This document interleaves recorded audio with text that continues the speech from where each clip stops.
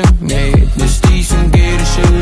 Ақылсыз жүрген уақыт тез тұрлайды, көре берсең бауырым тез тұрмайды. Жеңіс жолында жүрсе кеш тұрмайық, екіміз айтылған